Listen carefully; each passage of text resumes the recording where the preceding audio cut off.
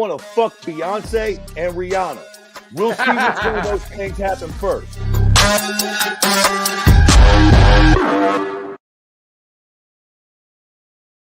All right, welcome back to the episode of Keyboard Warriors. Present. That fucking clip, dude. I need to change that fucking intro at some point. Hey, listen, you got to change that fucking intro. I was just about to say, I'm surprised that Jay-Z hasn't had me killed yet behind that shit. We already see what him and Puffy been up to out in fucking New York. I better fucking chill. I take that shit back.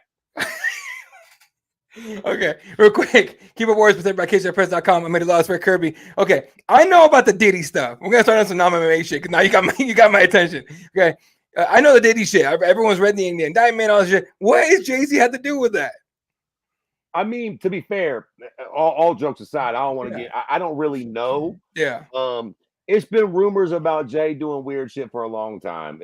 I think he started fucking Beyonce when she was like fucking 17, 18. Damn. It's rumored that he was fucking Aaliyah years and years ago. Get all fucking rumors. Jay, don't send your fucking lawyers after me. I don't fucking know what you did, but there's been a lot of rumblings about a lot of, not quite the fucking crazy shit that Diddy was doing, but like fucking young bitches and shit like that. Lots of like supposed hush money and fucking little side chicks and shit like that. That's wild though, because I mean, Diddy had 1,000 bottles of baby oil, and that shit was. I mean, it was funny. But then people start talking about Jay-Z. I thought they were just mad at Jay-Z because he didn't pick up Lil Wayne for the Super Bowl. No. Well, I mean, I think people are salty about that too, but that's a separate issue. People been sort of whispering shit about Jay-Z for a long time. I don't know how much of that is, who knows? We'll see what the fuck. But Puffy, on the other hand, his funny ass is in deep shit. Let me tell you something, Jack. I don't want to get fucking sidetracked on this for too long. We're gonna get fucking MMA soon. I'm gonna tell you, what bugs me about fucking Puffy? When I was fucking growing up, when a motherfucker was facing fucking life in the penitentiary, it was because somebody got fucking killed, Jack. Yep. Somebody got fucking murdered. Puffy's facing fucking life for being a fucking pervert. Bro, so the dude, now again, I might be leaving some shit out, so everybody don't jump in the fucking comments like, but one of the fucking charges, right? Yeah, is he's getting fucking sex trafficking or whatever the fuck charges. But it's from, he was hiring escorts to come from California to Miami. That's crazy. What the fuck, Puff? Buy the fucking whores in Miami. You're in fucking Miami. You can't buy whores. You think maybe you got so much money, so powerful, you're just like, I'm just gonna try some shit? I think so. I think he just thought he was above the law because it's like, bruh, you're in fucking Miami. You're worth $400 million. Buy your whores there. What the fuck? And the same thing, bruh. He's getting charged for making his woman fuck a male prostitute. Now, just to let you guys in on how this works, most male prostitutes have big ass dicks and usually are relatively good looking, or they wouldn't be a fucking prostitute. Now, how many fucking broads out there would be completely against their man allowing them to fuck good looking guys with big dicks while they do cocaine all night? I'll tell you how many. Fucking tons. Tons.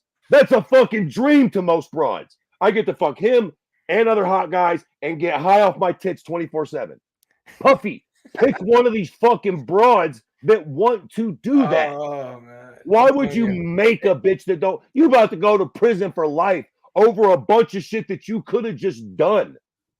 Just find local whores and then get on fucking FetLife and find a bunch of freaky kinky bitches that like to do drugs and get their fucking assholes reamed out. Look. It's like, give me fucking 10 bands and I'll fucking have those whores lined up. 400 million, forget about it. Like, what the fuck is going on with this fucking dude? Yeah, fucking made 1,000 bottles of baby oil. They should lock his funny ass up for that. Who the fuck needs 1,000 bottles? You know how many bottles of baby oil 657 bottles is? Who told Puff after the 700th bottle, yo, let's get 300 fucking more? Who the fuck is that horny? I'm a horny motherfucker, son. After about 2.5 hours tops, it's game time. That's it. Nap time. That's it. All right. Well, let's get into MMA after that because you YouTube ain't gonna monetize this shit anyway. But it's so fucking funny. All right, on today's show, UFC 306 aftermath. Noche UFC has been a minute since we've been on, so we haven't got a chance to talk about it, but we will. Conor McGregor talking about coming back. Anthony Joshua gets knocked the holy fuck out. We got a couple of fights, a little bit of fight news with Chandler and Conor. Diego Lopez doesn't want to fight Movsar Evloev, but he has a reason for it. But let's start with DW. Uncle Dana is getting into boxing. And he says he's in. He says he's all in. In fact, he had his first show without telling anybody, or he's publicizing it. Had his first show with Callum Walsh this last weekend. Did you get to catch any of that? And what do you think of Dana White, the boxing promoter? Nope, didn't catch any of that because don't know who Callum Washington. What's his name? Callum Walsh. Don't know who he is and don't give a fuck. But the fact that Dana White is so here's the question for me. Dana White's talking about getting into boxing. Yeah. Now, I think his direct quote was, or somebody, he said, I want to be HBO, the HBO about whatever. I forget exactly how he worded it, but he said something like, I want to be what HBO was to boxing back in the day. That's essentially what it meant. So I'm wondering now, what does he mean when he says he's getting into boxing, right? Because here's the deal. If Dana White tries to get into boxing and start like signing specific if he tries to do in boxing what he has done and what he does with MMA in the UFC, I think it will be a horrible failure. Okay. I just don't think boxing works like that. Dana's not going to sign Gervonta Davis. He's definitely not going to sign Gervonta Davis and Tyson Fury and Anthony Joshua. Not two exclusive fight deals. I don't know a ton about boxing, but I just do not think that's going to fucking happen. He's not getting Terrence Crawford. He's not getting all these top tier guys. Now, what he might be able to do is form a platform that those cats do want to come box on, a competition for the zone, if you will, or DAZN or whatever the fuck that stupid fucking goddamn app is called.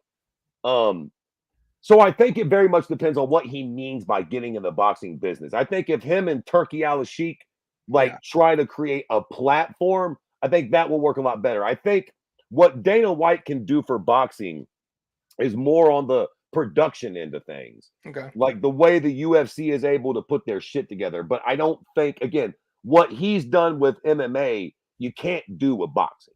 Right. I don't think you'll ever get like all those guys under the same umbrella and be able to make them fight each other. They just have way too much. The top guys in boxing have way too much power, point blank. They make way too much money and they have way too much power for anybody to really. I mean, most of those guys aren't signed by anybody now. Like Tank and those cats, they just sort of do Canelo. Bro, Canelo don't do deals no more with network. He fucking, nobody owns Canelo. He fucking goes and fights where he wants. That's why he just got them fighting fucking Edgar Berlanga. Who the fuck wanted to see him fight that prick? Like nobody. I mean, and dude was clearly outmatched. Canelo fucking danced all over that kid. What the fuck? And to be fair to Edgar Berlanga, he's fucking a young kid. He shouldn't have been nowhere near that fucking Canelo fight right now. And everyone said it to it before. Yeah, we all knew it going in. So it depends on what Dan wants to do. I think it's good news, but I think be careful with what, and I think he knows this, though. He's been talking about boxing for a long time. I think he dipped his toes in before he found out, bro, you ain't just going to come in and sign these cats. It's way too many millions. So I think he's going to come about it a different way now and try to just be more of a flat, again, sort of like what HBO was back in the day. And that's what he said to him real quick. Nick Devon got what's up. He goes, Puppy was trying to get that sponsorship with Johnson & Johnson. Yeah, boy. That have been funny. He can't stop, won't stop in all his music videos with the Johnson & Johnson logo on the back. The thing about so Dana, first of all, this was last night at the post-fight, the Dana White Contender Series post-fight presser was last night. And he says, I did my first fight in Ireland. We'll start announcing stuff here in beginning 2025. So he's going to start announcing things coming out. But he did say one thing that you actually kind of touched on. He goes, quote, every time I get on the phone with these guys, I go, am I out of my fucking mind? I think that obviously now is the time, or I would have done it then. I was kicking around. I was even talking about Anthony Joshua at one time and stuff like that. I'm glad that I pumped the brakes and we waited because everything is about timing. Is now the time? We're going to find out. And so, he did look at, getting other fighters and all that. Now, one of the questions that was asked of him last night was, would you use basically the question? It wasn't exactly the question, but like the point they were trying to get to was, could you use the UFC model that you mentioned already, get everybody under one umbrella? And he said, I can do things. He goes, I feel like I can do things that others can't. I think he's going to try and do it. I think he's going to try and go get maybe not a Canelo, but like a Kellen Walsh, get some young guys. I don't know what Caleb Pence doing, but a Terrence Crawford, get them all under one umbrella and have them fight each other. Well, I just don't think he can do it, dude. I don't think he can do it. Like, he might be able to get Terrence Crawford, but who gonna fight him? Can he get Earl Spence too? Can he get fucking Ryan Gart? Like, can he get Canelo?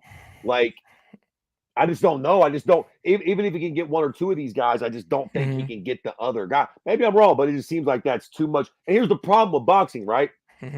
Those are the only guys anybody gives a fuck about. Exactly. The problem with boxing is we all know who like the champion and maybe one or two guys under that is. Right. Unless you're a real hardcore boxing guy, tell me who the number 10 ranked featherweight is.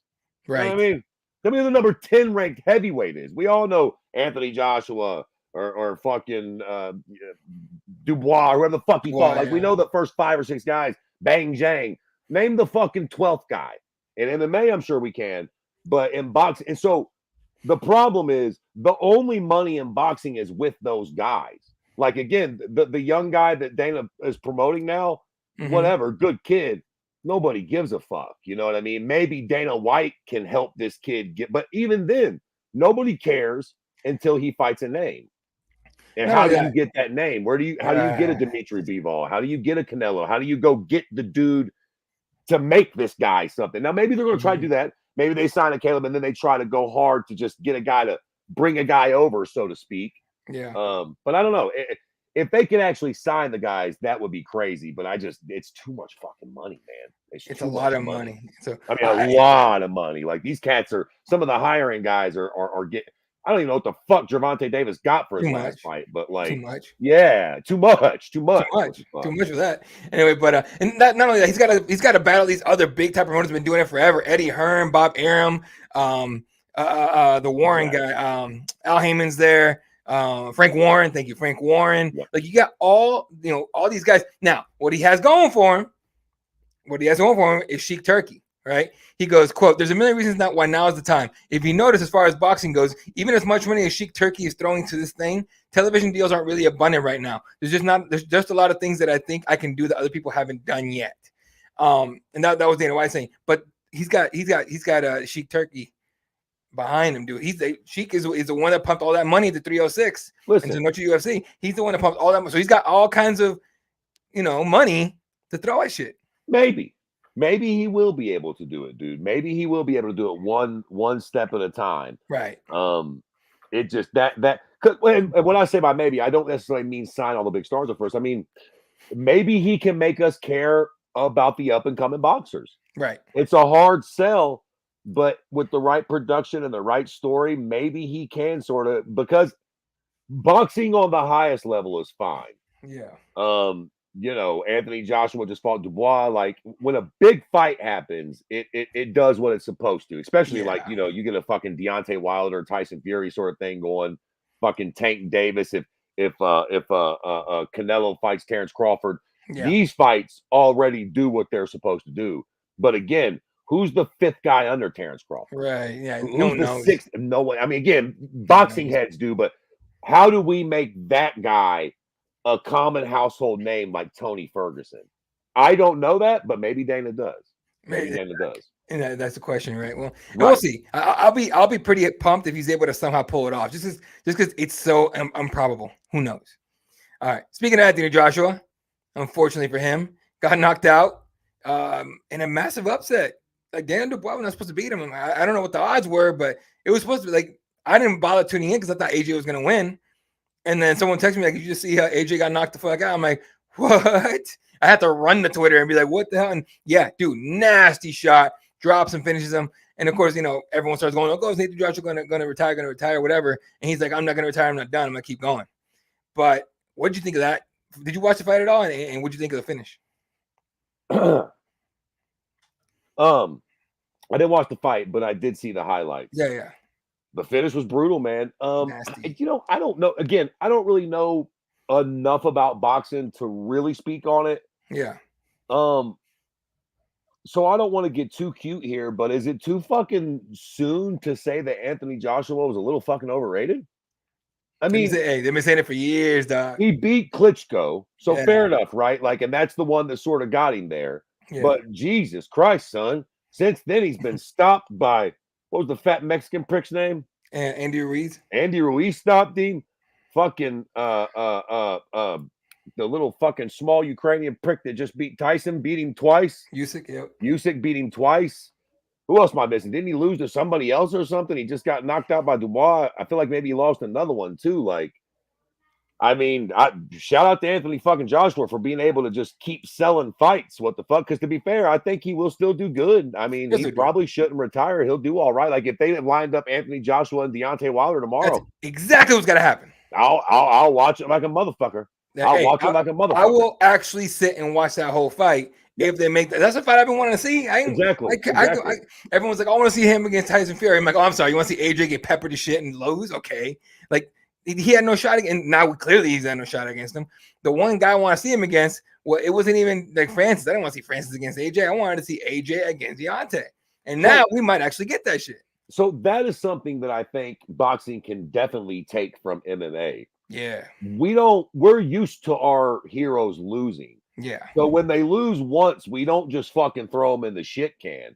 Like in boxing, bro, there's this narrative. If you get knocked out one time, it's fucking over. They can't wait. You just fucking go ahead and retire.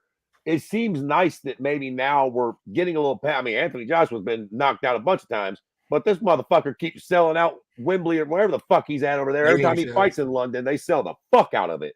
So, you know, and again, I think it's the same thing. He just got thunderstruck, but for some reason, I feel like if AJ fought there in 2 weeks against a name, like if he fought Deontay Wilder and fucking at the end of the year, he sells the O2 out easily. Oh, by the way, folks, if you're wondering about the popularity of MMA versus the popularity of boxing, boxing does stadium shows regularly. That's all I have to say. That's all I can say. Regularly does stadium shows. MMA doesn't, and there's a reason for it. Okay, so don't come after me. Just look at the numbers, motherfuckers. Boxing in Europe is huge. Massive. I don't think people really I didn't understand. I knew it was big. Yeah. Me and English, and you and English used to shoot shit about boxing back in the day and shit when AJ was, dare I say, just sort of starting to get through his ascension a little bit. Yeah. But I didn't realize how massively popular it was. Like boxing is. Not again too ahead of myself, but I would say boxing is way more popular in Europe than MMA is in America. Yeah, no, like 100%. Boxing is fucking huge. Like I again could be wrong, but it seems like it's like soccer and then boxing. Like boxing is the second biggest sport in fucking Europe, bro. Yeah. Like soccer is obviously soccer. It's a different thing, but boxing is like right below it in Europe, dog. Like it is fucking massive over there. That's why they got all these fucking champs. All these fucking, even Usyk's fucking Ukrainian, like all these fucking Dmitry Bivol, like all those fucking Triple G. Yeah, like all these there's guys, a reason. legends. What the fuck? Yeah, like Europe does its thing when it comes to boxing, dog. Yeah. So again, if you guys want to take a look at the numbers and stuff like that, there's a reason why, I know UFC exploded during COVID, but that was it. Like, it's, I don't know if y'all been looking and paying attention, but the numbers have been coming down in MMA. Don't even play. Just look into it a little bit. You'll see it. I'm sounding like Eddie Bravo now. All right. Getting into the next one here. UFC signs 2 Division 1 championship champ Rainier de Ridder and gets matched up against Gerald Mearshart November 9th at UFC Vegas 100. What do you know about de Ridder? Not a ton. I know he's a 2 division champ. I know he's tough, but he's a bad boy. Again, bro, I've been a fan of MMA for a long time, Jack, and we have seen this story time and time. We'll fucking just wait and see how he does with Mearshart. Like, so many of these cats get so much hype in other organizations, and pretty much not since Strikeforce has it ever really like lived up. Like some of those cats from Strikeforce came over and did really well in the UFC. Since then, I mean, I guess Michael Chandler did all right coming from Bellator, but like in general, bro, these cats get mugged when they come to the UFC. And I hate that. I was the snobby MMA fan back in the day. It was like, oh, Crow Cop's going to come and run roughshed. Bro, Crow Cop didn't get past Gabriel fucking Gonzaga. He didn't even make it to fucking Randy Couture, for fuck's sakes. Thanks a lot, USADA, assholes. That's what it was. Hey, y'all want to talk about it? That's what it was. Okay, the drug test got strict. I'm not saying anything that about DeRitter at all. DeRitter's a guy that likes to take a lot of chances, and he'll stand with you, but his game is the ground game. Gerald Mearshard's game is the ground game. This fight's going to be fun as hell as second hits the ground. But to your point, guys that come from other promotions, they didn't put him on 307 or 308 or 310. They put him on UFC Vegas 100 at the UFC Apex. Okay, they're not convinced yet, and we'll see. I think that's a good place for him. 100%. I think that's a good place. I think this is a great fight. Mm-hmm. Like, let's see what he can do with Gerald Mearshart. That's the perfect fight for him, I think. Mm-hmm. Like, we'll see. If he comes out and smashes Gerald Mearshart, then okay, we can start maybe cooking with a little bacon grease, see what we're doing with him. But I think that's the perfect fight because, again, it's a different world. I know I sound like such a fucking UFC nut hugger, but it's true, bro. Like, it's hard to take what people do in other organizations and really translate. Sometimes it does. Again, sometimes you catch a DC or something. It was like, okay, the hype was real. And this cat may well be that. But a lot of times, cats come over and it's like, ooh, what the fuck? Like, damn. Maybe the fucking the level of competition wasn't that great where you was fighting before, where you was just snuffing folks. That's what it is, right? That's why I mean, it's one of these, I think that's the real reason why Fedor never came over here to UFC. Because I just have a feeling he was just like, I don't want to fuck with my legacy like that, but who knows? That was a bad dude in his day. So, all right, moving on to the next one. Diego Lopez he's about the ball right now. Everybody wants to get a fight with Diego Lopez now, especially after what he did to Brian Ortega at UFC 306. But he says no to Movsar Evloev. You guys saw he fought Movsar Evloev. Last year I think, or year before. Short notice fight. You know, Movsar's opponent forgot who it was. He stepped up, gave Movsar fucking problems. Still lost the fight, right? But everyone gave him props right after, and now he's gone on this tear, right? So Movsar Evloev was supposed to fight next weekend at UFC 307 in Salt Lake City. Aljamain Sterling gets hurt. I believe it was a shoulder thing, I think it was like a shoulder injury. The video's up. He put it up on his own on YouTube, but of the injury. But he falls out. Movsar wanted to keep the date. Calls out Lopez to step up on short notice. Now Lopez is like, you guys see I just fought? You see what I just did? So he says, quote, the only possibility this fight happens is if the UFC really says, okay, if you fight him as a Movsar and win, you're next to the belt. That's the only way this fight happens at the moment. And I want a full camp. It's very easy for him to call me out knowing I just fought 2 weeks ago. I've been calling him out several times to fight with a full camp, and he never wanted it. The possibility of me accepting this fight now or fighting him on short notice is zero. Do you think that maybe, like, do you think we'll ever see that fight? And do you even want to see that fight anymore? Because I personally don't. No, not really. Listen, I'll be honest with you. I don't remember the first one. I don't remember the first one. I don't know what happened to that one. I don't think it was exactly a barn burner, Jack. It was not. It was not. But Lopez had him in trouble for a little bit. If I was Lopez, I'd say the same, man. Fuck 100%. you, Jack. Hell no. I fought you once on short notice, and you fucking fucked me. Then you went on to not fight that much, and I just snuffed out 3 folks, ending with a top 5 guy. 3. Yeah, I'll bet you do want to fight me now. No fucking dice, homeboy. You go fight Aljamain Sterling. What rank was Brian Ortega? That's what I am now, and I want the fucking guy in front of me. Like, at the way I see it, Lopez is what, 3 or 4 ranking? 3. That means there's 3 names I'm fighting. Mozalar, you ain't one. What ranking is fucking Mozalar? Movsar is 6. Yep, there you go. We all real good at math. We all real good at math here. I'm 3, you 6. That means for sure on short notice. I mean, all due respect, why would I take the fight? Like, bruh, I'll fight you, but with a real camp. I'm in the better spot now. I just beat a high-ranked guy. Like, nah, bro, I'm not about to work my way down to fight you on a short fight because Aljamain dropped out. Man, fuck you. Hell nah. You better go pick a fight with somebody below you, homeboy. Yeah, you know, and I'm pretty sure Aljo already said, like, hey man, let's just fight at 310 in Vegas on December 7th. And no one's announced anything official. Even Movsar hasn't even responded to that. But that actually should be the move for Movsar. Just fight Aljo. Fight Aljo. Yeah. I mean, if I was Diego, I would be like, fuck no. I did you a favor once, motherfucker, and I fought you on short notice. I ain't doing it again. Certainly not when I'm coming off a big win and I'm 3 fucking rankings higher than you. Again, he called out Volk. That's what you do, Mr. Volkanovski. I'm trying to holler at you. Moselar, who? Bro, you better chill out back there at number 6. Fuck no, bro, no. And you're a boring wrestler, all due respect. Yeah. No. We're going to have a boring fight. I'm going, fuck that. I want Volkanovski. Hell yeah. I think that's he might not get it, but he's saying the right things.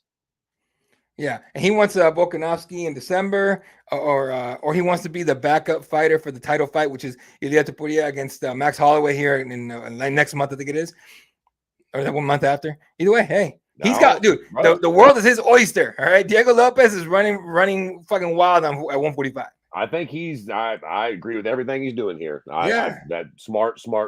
Call out Volk, tell fucking Moselar to fuck off, and be like, yo, I'll be here for the champion if one of them cats get hurt. Because he can. That's a shot that he can call. He deserves that right now. Like, again, Brian Ortega is a very, very fucking highly ranked fucking, that's a huge win, bro. Like, sorry, but yeah, that's bravo for him. I think completely agree with all this shit. What up, Bowie? All right, yeah. So speaking of Diego Lopez, UFC 306, we didn't talk about it after. We like you said, we talked about it before, like we've been crazy swamp with stuff to do. But UFC 306 took off at the Sphere. Did you watch it? And what did you think? Just first of all, the production value. Bro, I thought that shit was amazing. Right? That shit was tight as fuck, dude. Like, I don't think I would have been able to handle it in real life. Like, that's how fucking cool it was on the TV. And I gotta say, boy, I can't stand MMA fans. I love MMA, but I can't stand y'all stank-ass MMA fans. Just the biggest bunch of fucking crybaby. I see so many people like, oh, this isn't that great. Oh, it was a so dumb. What the fuck are you talking about, bro? What the fuck are you talking about? I didn't know what it was going to be like going into it, but after they did it, bro, that was fucking incredible. Now, would I have paid fucking $40,000 for a ticket? Probably not. But Jesus fucking Christ, to get to watch it, the storytelling, the animation, the whole fucking lot of it. Like, for all of me, the only bad thing about it is we all don't get one. Brazil need one. Motherfucking America need, like, bro, they should do this 3 times a year with different fucking stories to tell. I thought that shit was fucking amazing. What the fuck? I thought it was about as good as they could have done it. I mean, again, maybe there's a couple fucking things they could have changed here and there. You want to be a nitpicking sissy, but like, what the fuck, yo? It was pretty fucking dope. Like, pretty fucking fun experience to watch that shit, dude. That's I don't know if it's a new thing or it's just okay. So we got like YouTubers now coming out. All their shit is negativity, just shitting on people, shitting on fighters, shitting on this and on that. And I think just like the garbage of social media has grabbed onto that, and they just want to shit on everything. So when they started going off like, oh, it wasn't that great, this and that, whatever, it's like, I get it. You wanted to have a hot take. Great. Good for you. Now fuck off and let the rest of us enjoy some shit. Because it was, even on TV, it was great. And a bunch of people, apparently I knew a bunch of people going because I got a bunch of like photos from in there getting texted to me from people during the event. I'm like, the fuck, you paid for that? But dude, they were telling me like this is the dopest shit we've seen. I mean, a few of them were like, it was worth the money. And right. I'm like, look, man, and it was it's a one-time event. Apparently, allegedly, it's not going to happen again, according to Dana. But overall, dude, even through TV, it was fucking sick, dude. It was really, it was that. Now, the fights weren't that fucking great. All things being equal. Right. The fights came down a little. I didn't think the co-main or the main event was the most appealing fight in the world. But as Dana always says, what the fuck? You can't blame them for that. Jesus fucking Christ. It was exciting on paper. We can't help it if, Merab fucking does what Merab does. What do you like? We all knew this was a fucking possibility going into this fight. And the same thing with the co-main. All due respect to Coleman was awful. We knew that might happen. It wasn't exactly fucking Cyborg and Amanda Nunes. Like you had to know this was a possibility. Yeah. But the production and the show, fucking great. 10 out of 10, bro. It's epic. I wish they would do it again, honestly. Yeah. Speaking of, real quick, we'll talk about the Coleman actually. Actually, not even because the Gabriel Gonzalez was there for KSI Press, and he asked Dana White about what this meant for the UFC and all stuff and fans and whatnot. And Dana went on this great thing of talking about people telling me they started watching because of the Ultimate Fighter back with Bonner and Forrest, and then they started they continued watching because of this and then that through COVID and all that, and now they're telling me because of this they're watching. He goes, I just hope they tuned out. He goes, I just basically said he hoped they tuned out before the co-main event. Like when the boss says that, like, dude. And yeah, that was a hard one to watch because it was just like constant. It wasn't a great fight, man. It wasn't a great fight. And I know you need two to tango and stuff like that, but it's like, come on, you're one of the best strikers in the world, Valentina. Throw something. You know what I mean? Do something. Make this a little bit more fun. But to her credit, it was about the win. It wasn't about the show for her, right? And that's the thing. This isn't the WWE. That's the risk you run with every time you run a real MMA fight, man. It could be a little boring. It's the same thing with real sports. Bro, every NFL and every NBA game isn't exciting to watch. Yeah. Some of them fucking suck. You know, it's just a slow, tedious, boring fucking game. It's the same way with the fights, man. Sometimes the fights just, you know, what are you gonna do?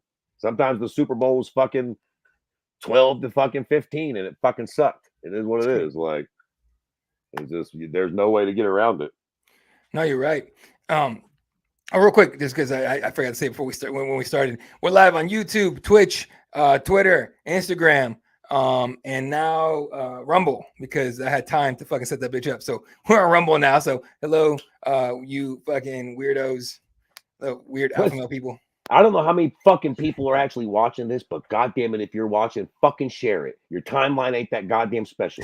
Throw us a fucking like, a heart. I don't even know what the fuck Rumble is, but follow us and share this goddamn shit if you can on whatever the fuck Rumble is. Fuck's sakes. On everything, y'all. All right. Main event, Merab Dvalishvili against Sean O'Malley. So you know, Merab did what Merab does. It's. I had a feeling it was gonna happen like that. I think most people thought so too. But I think to me, the funny shit happened during the fight between, like, when the fight started and Tim Welch, is Sean O'Malley's head coach and friend, started yelling shit like, Merab, you gotta go now. Merab got pissed. Merab calls a timeout to yell at Tim Welch. Herb tells Merab to shut the hell up, go back to his corner. And then he goes up to Tim Welch, tells him to shut the hell up. Like, the chaos of that part was probably the most fun of that whole fight. And then he started kissing Sean O'Malley's back, like fucking with him. Like, that is what made that fight entertaining to that point anyway. Because outside of that, had none of that happened, we'd be talking about the main event just like the co-main event. Yeah, pretty much, because it wasn't a very eventful fight. But yeah, the whole kissing thing was strange because when it happened live, I couldn't see what he was doing. Yeah. So I knew it was close to the end of the round, but then Merab just got up and walked away and turned his back. And Sean went after him. I thought Sean, at first, I thought maybe I just didn't hear the bell. I thought Sean pulled a fucking Josh Koscheck. And for all you young heathens out there that don't know what that means, a cat named Josh Koscheck once fought a dude named Paul Daly. I'm sorry, he didn't pull a Josh Koscheck. No. He pulled a fucking Paul Daly. Paul Daly. Josh Koscheck held Paul Daly out for fucking 3 or 5 rounds, whatever it was. And finally, at the end of the fight, Paul Daly fucking sucker punched Josh after the bell, said, "Son of a bitch, get off me." I thought that's what fucking Sean did at first, but come to find out there was still time left in the round. Then it was like he took that shot, and then the bell ended. I was like, "What the fuck is even going on here? What the fuck?" Yeah, no, it's fucking wild, man. But yeah, the kissing thing was weird. The whole thing with Tim Welch was weird. And then a couple days later, Sean O'Malley watched the fight back and gave himself rounds 1, 3, and 5. And then like Merab starts clowning back. Like, that whole thing is not going to end. They're going to fight again at some point, and it's going to be, you know, comedy at that point in between now and then. So yeah, we'll see how it goes. What else do we have? As far as Noche UFC, the Zellhuber Ribovic fight of the night, great fucking fight. 100%. Let me see what else is there. That's Ribovic. Ronaldo Rodriguez almost gets knocked the hell out in the first round, comes back and wins. This kid has gotten so much attention, dude. Over on our shorts on Cage Side Press, this guy is getting like fucking thousands of views and likes and shit like that on a 1 minute clip of him talking before the fight. Because he didn't do post-fight because he was so fucked out. They sent him to the hospital immediately. And like, his eye was all fucked up, dude. Like, a couple of days after, he was still in Vegas. And he gets on his Instagram story, and he holds up his prescription for like pain meds. And he's basically in Spanish. He was just like, "Oh, this got me fucked up. No wonder people get addicted to this shit." Starts laughing and shit. Like, God damn.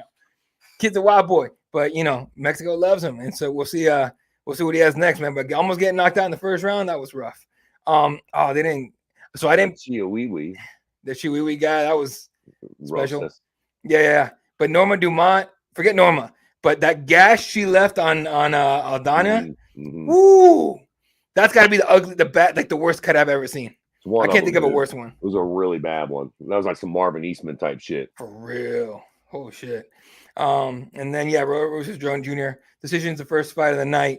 And then he's getting a lot of attention too after that fight. So Yeah. lots to come from these guys and everything. But overall, event was fun, you know.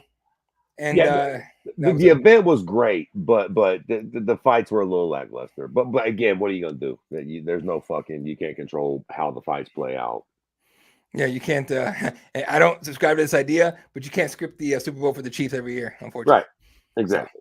So, that's what it is. Again, I don't subscribe to the idea. Don't come after me, Kansas City. Okay, you guys got great barbecue, but your fans are ass. All right.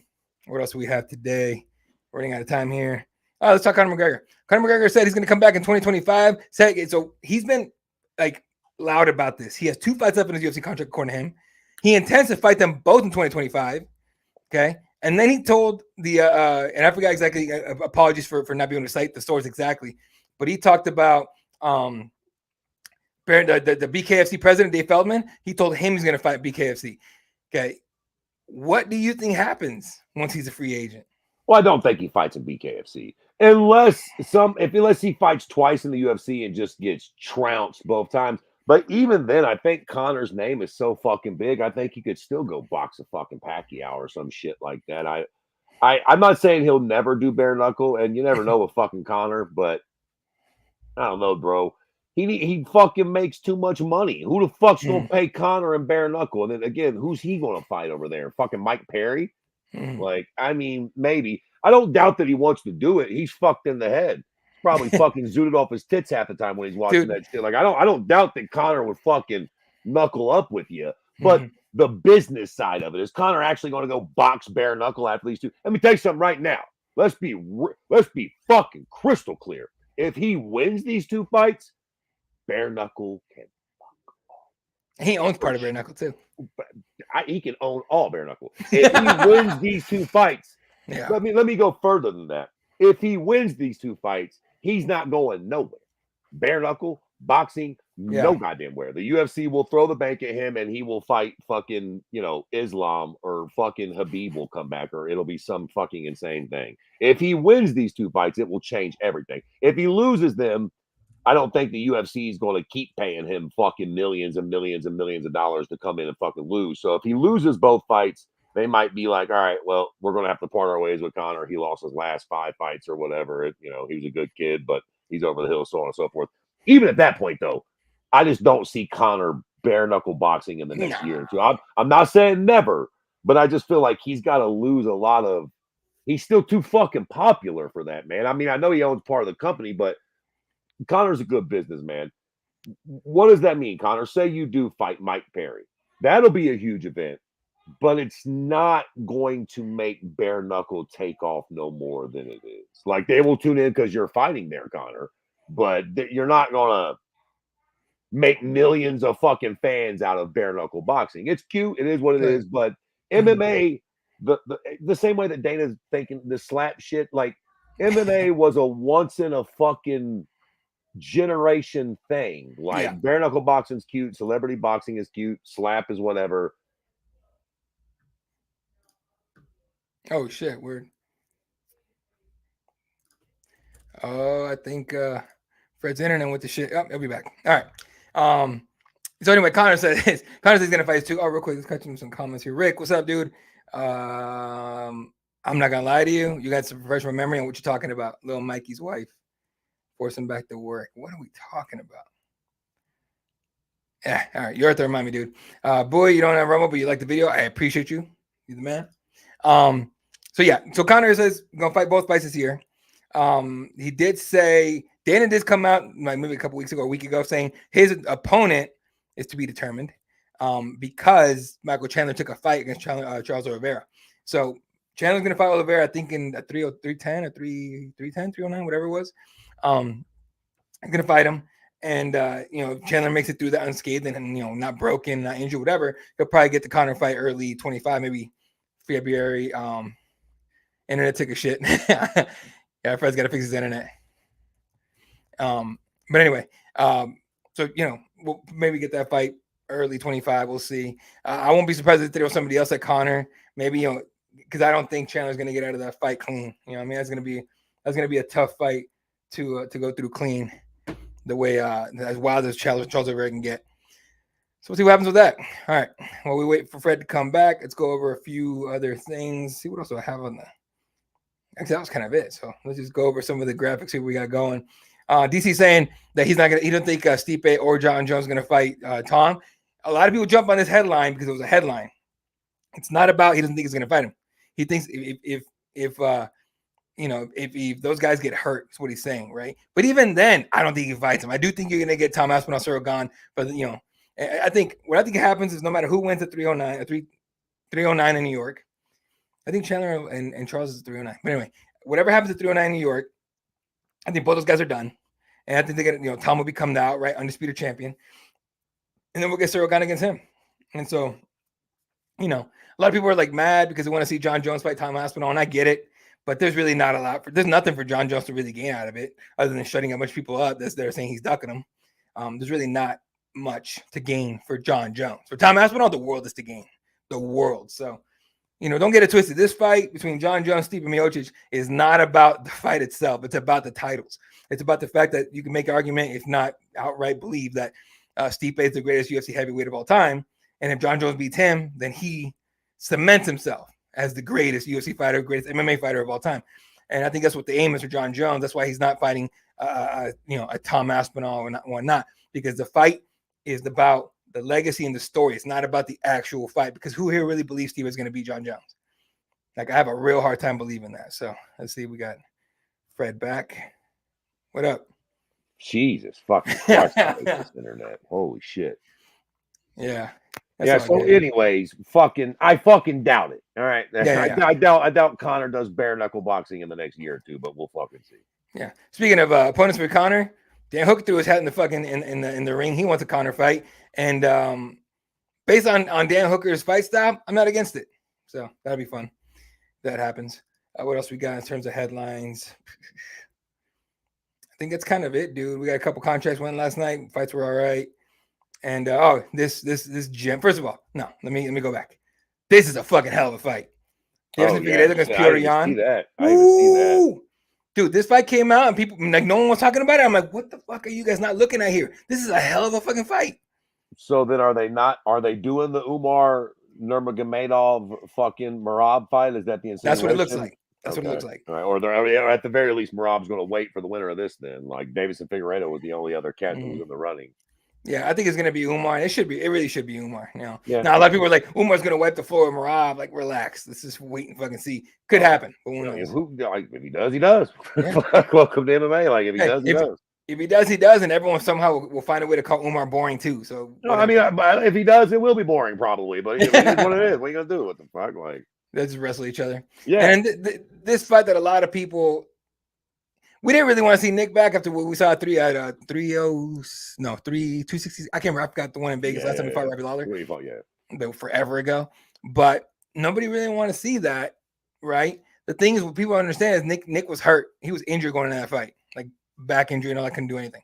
So let's say he comes in healthy. Luque, it's just a fight. There's really nothing to gain for either guy. Well, maybe for Vicente. Let me push back on that a little bit. I disagree. Okay. So you're right. Like, going into this fight, it's easy to be like, Nick is old. He's over the hill. Goddamn, Robbie Lawler's fucking old and over the hill. We seen what Robbie did to Nick 2 years ago or whatever the fuck. And all that may well be true. We may find that out. But the one thing about MMA, dude, you're one impressive performance away from turning it all around. Let me tell you something. If Nick Diaz comes out and looks vintage Nick, takes a little bit of a beating and then fucking lands a triangle or something, or ends up knocking Vicente out, like, it will build some steam. And then let me tell you something. If they give Nick a top 10 guy and he fucks around and finishes that guy, put your fucking panties on, because we might be on for a ride. I'm not saying he's going to get the belt, but when you're an established name like a fucking Diaz, brother, you're one impressive. Same like Conor. Conor's fucked right now. He comes back. Say they fight Dan Hooker and he starches Dan Hooker in the first round, we will forget all about that other shit. It'll all be Same thing with Nick. If Nick comes out and puts on an impressive performance, it'll be like Robbie who. That guy's retired. That happened a long time ago. Who gives a fuck? Nick's winning. And then again, let him rattle off 2 or 3 wins in a row. We'll be more excited than ever to watch. I mean, we'll obviously all understand that he's old and so on and so forth. But one good thing about MMA, dude, you can be on a losing streak. You're one impressive performance away from turning it all around. If Nick comes out and happens to look great, I think it'll buy him a lot of fucking goodwill with the fans. Now, he needs to look fucking great, though. Yeah, and we'll see. 41 years old, has very, very, very inactive, right. and everything. Again, I've said it before. He's my favorite fighter of all time. Like I've always been a Nick Diaz fan. I've always been a Nick Diaz fan. So I'm more on the side of, do I really want to see my guy get starched by somebody? Like I really don't. Now Vicente hasn't been doing that great recently either. So guess we'll see. But again, 41 years old, all that damage he's taken in his years, man. It's one of those, for me, it's gonna be one of those like, shit, let's see what happens. On one hand, the fight makes a little bit of sense. Sure. But then on the other, it's almost like I wish they would have lobbed Nick Diaz a little bit. I mean, dude, Vicente's tough, man. Did you see when Mike Perry got his fucking nose put on the other side of his face? Yeah. It was Vicente that did that. Like, I don't know, motherfuckers forget. Mike's on a run, bro. Vicente Luque beat the dog shit out of Mike Perry. And he didn't hold him down and do it. He thunderstruck him. They fought standing up, and Vicente beat the piss out of Mike Perry. Like, literally broke his face in half. I think that was on one knee at the end of the fight. But nonetheless, Mike Perry was fucked up after that fight. So, badly. It ain't like they gave Nick Diaz a fucking grappler or some shit, man. Right. I mean, he might not exactly be fucking top 5, but this is a fucking dangerous fight for a 41-year-old man, dude. Yeah, we'll see what happens with that one. All right. We'll go over this weekend's card very quickly. Hold on. You had something up, right? I don't know if you had already talked about it, but the John Jones, Tom Aspinall. Oh, Tom Aspinall? All right, so DC said that so the headline was grabbed on and people ran with it before they actually read what DC said. DC said that he doesn't think John Jones or Stipe is going to fight Tom Aspinall. What DC actually said was if these guys get injured in their fight at 309, they're not fighting Tom Aspinall, which makes fucking sense, right? He said that, DC said, so prepare to hear Tom Aspinall against Cyril Gane. What I was saying during that whole thing was, I don't think it matters whether they get hurt or not. I think that's it. I don't think either guy's going to fight Tom Aspinall. In my opinion, I think we all believe John Jones is going to win that fight because the fight is not about the fight itself. The fight is about the legacy. It's about the story. It has nothing to do with the fight itself, right? Right. Yeah, for sure. See, and I do agree with that, but I gotta say, man, and I believe that too. I don't think either one of them. I think John will fight Tom. Let me be. People get a little too cute about this Tom shit. I like Tom as much as the next guy, but y'all gotta stop. Y'all gotta put some motherfucking respect on John Jones' name. John Jones is not fucking scared of Tom Aspinall, but he's a smart. So he's definitely not going to fight Tom Aspinall on short notice. And get to your point, why would he? I wouldn't either. I'm not. It's my last fucking fight potentially. I'm the greatest of all time. At the very least, I deserve better for my out. So, but for me, I do think the Stipe fight is a bad decision by John, and here's why. Okay. If I was John Jones, I would run right at that Tom Aspinall fight. Now, on one hand, Dana White's point is noted that we can't just fuck Stipe like that either. Like if we do that, then Stipe's sitting there like, yo, what the fuck? I'm a legend over here. You're supposed to show me a little love, and you guys just fucking stick it up my ass. But if I was John, that is the fight I would want, because if I lose,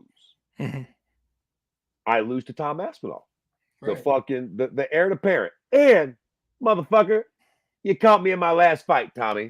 If you'd have got me back before I had this bald spot, if you'd have caught the John Jones that beat the piss out of, John will always and forever to be say, Derek Brunson beat Anderson Silva too. What the fuck does that mean? Jake Paul outboxed Anderson Silva. What the fuck does that? Does that mean that Jake Paul's a better fighter than Anderson Silva? Not even a little bit. No. Not even a little bit. Means he caught Anderson at the fucking right time. So if I'm John, I want the Tommy fight, because if I win, you guys gotta fucking anoint me the GOAT, whether you like. I mean, there's no more fucking debate. The picogram is the only debate. John fights Tom Aspinall, wins. The fucking debate is over forever. Forever and ever, nobody will ever, like, I don't even know an equivalent. If John Jones came and beat Tom Aspinall on his way out and then rode into the sunset, there's not really an equivalent. Fuck Floyd Mayweather, Jack. It's John Jones or bust. And if he loses, again, it's like, bro, it's my last fight. I ain't even really a heavyweight. I was a 205er, bro. I was like, I was doing that shit because I got bored of whooping all those chumps at 205 for 12 years. Like, losing to Tom Aspinall at heavyweight in your very last fight, is it even really a loss? Like, yes, sure, everybody will say he didn't finish undefeated, but I think there's still something to be said for, taking on that challenge. Like, even if Tom beat him, so what, bro? Again, you caught me. How old is John Jones? 39, 40 himself or something? Like, bro, you got me in my last. It's okay to. How many people win their last fight? 37. Yeah. It's okay to lose your last fight. And again, say me that GSP shit. GSP came back and fought a one-eyed Michael Bisping. Stop it. Now, if George, the equivalent with George would have been if he would have came back and thunderstruck Yoel Romero at the time, or Robert Whitaker. If George would have stuck around and defended that belt once or twice, you'd have to kind of give George a lot more love. Sneaking in and beating up on a one-eyed Bisping is very much cherry picking in the way that Couture did with Tim Sylvia back in the day. He seen Tim Sylvia look like a dick against fucking Arlovsky and was like, say, I can beat that big dummy, Jack. Like, I'll come back and fight him. Shit, there you go. So, like, I'm with you. He's not avoiding Tom Aspinall, but I honestly don't think we'll ever see that fight. No, I don't. I'm okay with it. He's not going to fight him. He's not going to fight him on short notice. And again, that I don't blame John for. I would not take a short notice fight against the up and coming GOAT in my final fight when I'm the goddamn current GOAT. What the fuck? If I'm the GOAT, I want to train for the fight that I'm getting. I ain't taking no short notice fights for my last fight for no goddamn body. Fuck that. I'll fight Tom, but not on short notice, bro. Fuck that. I think a lot of people just jump on there, think just Tom is that good that he should already be, anointed. But we'll see. He's got his time. Unfortunately, he came at the end of the John Jones era, not in the middle of it. That's the sad part for Tom. Well, and again, to be very fucking clear here, dude, even if he beat John, bro, John's got one win at heavyweight. Like, this is all sort of icing on the cake for John. Right. Like, if you did beat John, Tom, congratulations. But he was a light heavyweight for 98% of his career. Like, you didn't, it would still be a win over John Jones. But if I was John, I'd take the fucking dangerous fight because it's a win-win for me. If Tom wins, cool beans, bro. You beat me at the very, very, very tail end of my career. Enjoy the rest of yours. And if I beat you, it's over. Like, I win it all. Like, there's no, because he can beat Stipe and he'll never outlive the Tom Aspinall debates after this. It's not fair, but if he beats Stipe, literally nobody will care and everybody will just be like, well, Tom Aspinall. He need to just go whoop dude, because then it's like, what would they say then? Ain't nobody gonna say, well, but Stipe. It's Tom Aspinall is the guy that they're always going to bring up at this point, which is still a little unfair to be fair, but it is what it is. All right. This weekend, UFC Paris, media day happened earlier today, really earlier today. I'm actually about to start working the video for Cage Press here in a minute. But headline, Renato Moicano Benoit Saint Denis. BSE just coming off getting knocked the holy fuck out by Dustin Poirier. Did he knock him out? Did he choke him? I can't remember. Whatever. I think he choked him, but it was after he knocked the fuck out of him. He knocked the piss out of him. Nasruddin Imavov against Brendan Allen, the co-main event. Brendan Allen has said he'll fight in Paris, but it's got to be the main event. He gets the co-main, and I'm assuming a bit of a bag. William Gomez is going to join us in Brito. That's a hell of a fight. Brian Battle's there. Morgan Charrier is there. Matt Favola against Fares Ziam. Yanko Talaba somehow still on the roster. But again, this is an early card. Alien Perez, the twerker chick, is on there. That's pretty good. And yeah, so early card that kicks off prelims 9 a.m. Mountain Standard. 10 a.m. That's noon your time. Yeah, noon your time, I think. And then so it's basically breakfast and lunch fights, folks. Get your shit ready. That. And then let's just look at just real quick the next one out, which is UFC 307. Alex Pereira. Sorry, I say Pereira and people say Pereira. I don't know. We'll just go with Palatine against Khalil Roundtree. Co-main event, Rocky Pennington. Right. Yeah, Rocky Pennington against Julian Pena. This fight's off already. Josie Allen against Mario Bautista, the local AZ boy. Kevin Vieira against Kayla Harrison. Roman Dolidze against Kevin Holland. Stephen Thompson against Joaquin Buckley, who's been talking about shit. Marina Rodriguez against Yasmin Lucindo. They tried. Carlos Parsons' last fight in her UFC career, taking on Tisha Pennington. They tried, dude. They tried to stack it. It, like I said, woof. Yeah, that was. I mean, actually, yeah, I would say to be fair, it's a little bottom heavy. Like I enjoy Yeah. my women. It's a little bottom heavy. Most of the time the cards are very top heavy. There's a couple Yeah. good fights at the top, but then it was a little. Yeah. But Yeah. the like the opening the fucking the opening fight on the not the pay-per-view portion, but like the main card, Yeah. like Yeah. not bad, not bad, Solid. decent. Yeah. Right. And then, something happens to either Rocky Pennington and Juliana Pena, you got Kayla Harrison sitting right there as a backup. So not a bad deal at all. That's true. That's true. That's true. I almost would rather that too. To be fair, I shout to Rocky Pennington, but girl, don't give that belt to somebody. What you doing holding that belt, girl? You know you don't need that belt. Like that ain't your belt. Stop it. Oh, man, I talked to Stop Rocky. it. I like Rocky. She's I love Rocky. I love but, Rocky. We but interviewed Rocky years and years ago. But stop it. I Girl. can't disagree with you. Yeah, I mean, you're keeping it warm till Kayla gets up there or Pretty whatever much. happens. Like, sorry, but like Pretty much. We're all just hoping that Amanda Nunes decides she's gonna come out of retirement and fight Kelly Harrison. that's what I'm hoping. That's what the game needs, man. Right. Like it is. Women's MMA is so fucking dead right now, bro. Women's rough. MMA is so fucking dead right now. They are dying for a shot of adrenaline. 100%. All right, folks, we're gonna do it for us tonight. Appreciate the hell of everyone hanging out tonight. Bowie, Piccolo, what's up, Piccolo? Rick, Nick Devon, God, everyone tuned in. We had a bunch of people tuning in on everywhere. We're live on everything. We're gonna keep doing this shit every chance we get. All right. This weekend, have the live stream going for the main or the fight campaigning for the main card. That'll kick off at noon on the West Coast. That's 1, 2, 3 o'clock on the East Coast. Shooting the shit with you guys for the main card. And then UFC 307, KSF President Dylan Napoleon will be there. Santiago, what's up, dude? It's been a minute to see Santiago on this shit. What's up, dog? Dylan Napoleon will be in Utah for that one at UFC 307. And we got people, I think, at the next 2 or 3 pay-per-views, except for the 308 one, because Abu Dhabi, flying to Abu Dhabi's it's not a question. Nah, I wouldn't even fucking do it, honestly. It's $2,000 flight. They just work, dude. To like go through like their customs and deal with all the laws and shit like that. There, I'm good on that. Imagine, yeah. I'll happily watch from home. All right, folks, that's gonna do it. Fred is at Gem City Jesus on Twitter. I'm gonna call it Twitter. I don't give a shit. I'm at Ela32.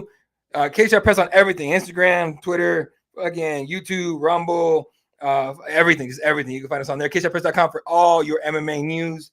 And I'll be back on Saturday for some fight nights. So for myself, Mr. Fred Kirby, the entire team, Jay Anderson, Dylan Rush, Dylan Napoleon, Jake Noka, everybody, Patrick McCory over in Europe. We love you guys. Appreciate the hell out of you guys. Y'all have a good night and good night, Wilshire.